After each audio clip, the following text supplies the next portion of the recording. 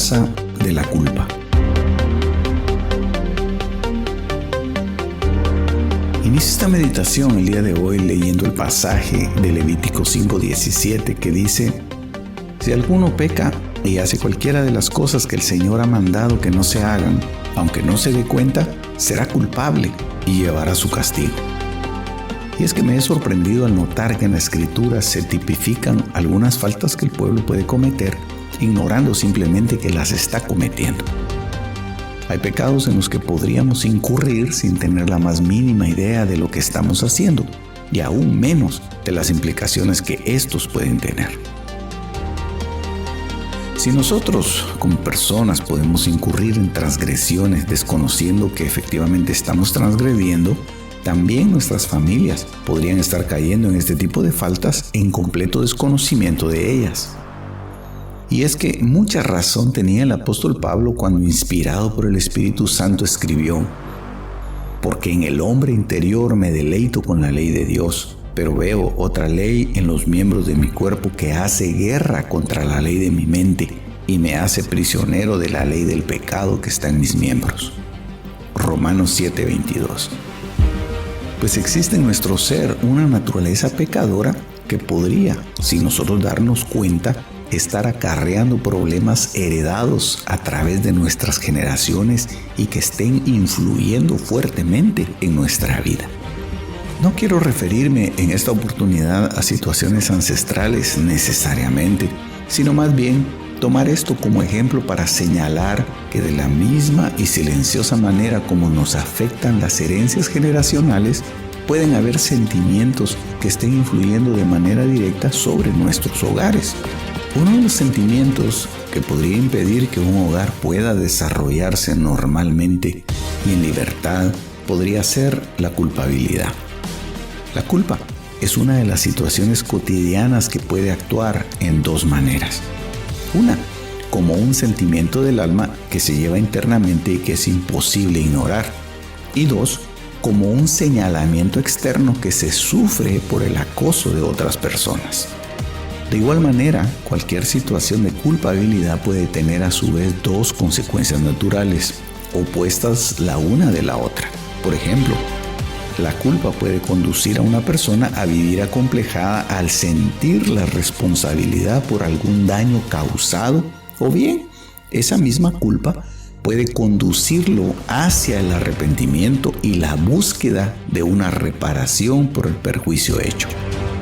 De ahí tenemos que fue ese sentimiento de culpabilidad el que hizo que Zaqueo, aquel pequeño hombrecito que subió a un árbol para ver a Jesús, se dispusiera a restituir hasta 4 veces el daño que pudo haber causado a otros en su infame labor como recaudador de impuestos.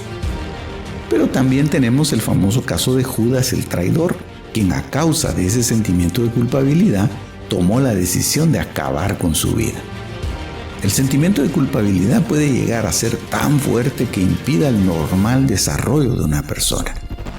La culpa generalmente va a limitar el libre desenvolvimiento de una familia.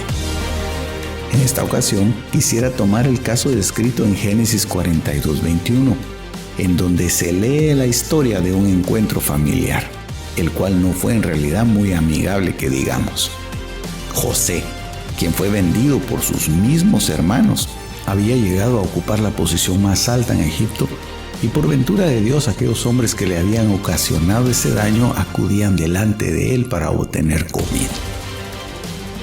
José simuló no conocerlos y por el contrario los acusó de ser espías y que habían llegado a espiar la tierra de Egipto para ver las partes débiles del reino. Los hermanos trataron de defenderse mostrándole a José que estaba equivocado al pensar así de ellos. ¿Acaso no era esta una situación que Dios había preparado para sanar por completo a la familia? Recordemos el caso de Israel en el libro de los Jueces, cuando sus enemigos se presentaban continuamente a arrasar todo lo que Israel tenía acumulado hasta ese momento. Era una situación muy fastidiosa para Israel porque se repetía frecuentemente y ellos no sabían cuándo acabaría aquel acoso.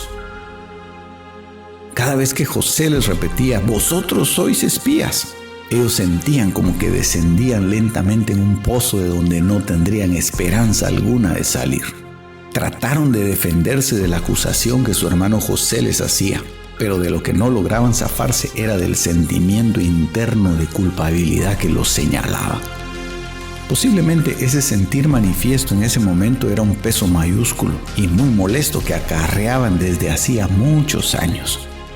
Todas las veces que en el pasado habían encontrado obstáculos e impedimentos en su camino, se habían preguntado si no sería a causa del mal que le causaron a su hermano. ¿Cuántas veces durante los 17 años que estuvieron separados de su hermano no les atravesó por la mente ese sentimiento de culpabilidad que los castigaba sin descanso? ¿Cómo librarse de esa culpa? ¿Es que acaso Dios los perdonaría por lo que hicieron? ¿Qué más se necesitaba para soltarse de esa carga tan pesada que habían llevado por tanto tiempo?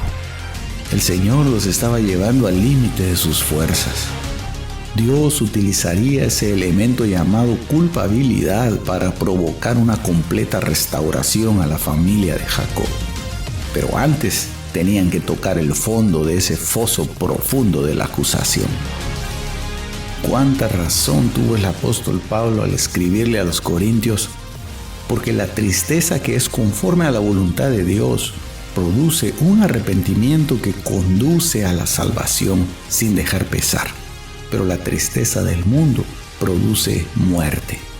2 Corintios 7:10.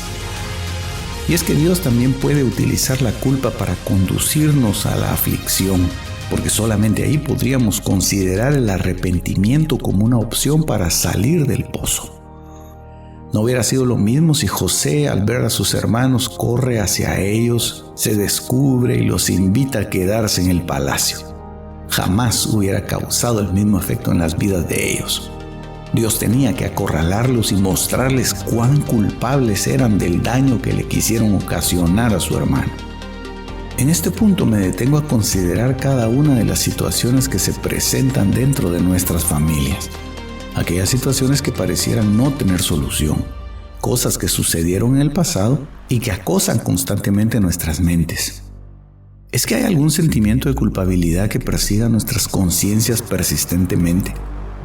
¿No será esta una oportunidad para que en lugar de que en nuestra casa haya división, se encuentre nuevamente la unidad familiar? Dios, a través de José, llevó más allá ese sentimiento de culpabilidad y acusación sobre los hijos de Israel, pues cuando ellos volvieron a casa, la Biblia declara que sus sacos iban llenos de grano, pero también llevaban de vuelta el dinero que se suponía habían pagado en Egipto. Solo podemos imaginar la cara de asombro de estos hombres al ver que el dinero nunca fue entregado a José. Con seguridad la culpa que llevaban en sus conciencias les hizo imaginar lo que José pensaría de ellos.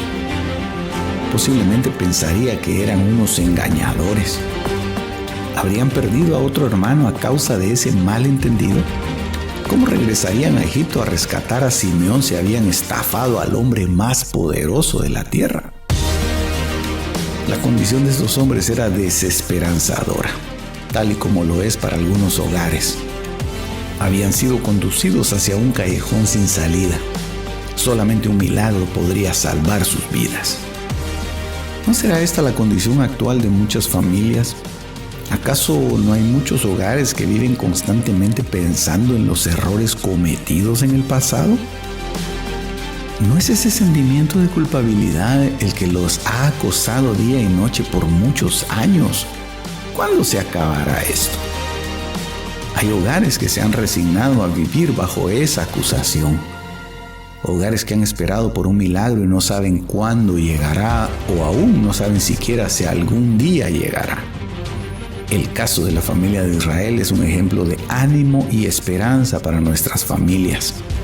Ellos fueron asediados por la culpa y la acusación, de tal manera que creyeron aún que iban a perder la vida. Sin embargo, Dios tenía preparada una solución milagrosa para ese problema. Dios ya ha preparado de antemano la salida para todos tus problemas. No hay una situación tan difícil que Él no pueda resolver. Y así como esta historia, Dios puede hacer que aquellas cosas que hiciste en el pasado y que fueron causa de vergüenza, dolor o acusación sean cambiadas en grandes bendiciones y prosperidad para tu vida. Lo único que tienes que hacer es volver tu corazón al Señor y de la misma manera en que lo hizo cada uno de los hermanos de José, confesar tus faltas y pedir perdón. Buscad a Jehová mientras puede ser hallado. Llamadle en tanto que está cercano. Deje el impío su camino y el hombre inicuo sus pensamientos, y vuélvase a Jehová, el cual tendrá de él misericordia, y al Dios nuestro, el cual será amplio en perdonar. Isaías 55:6.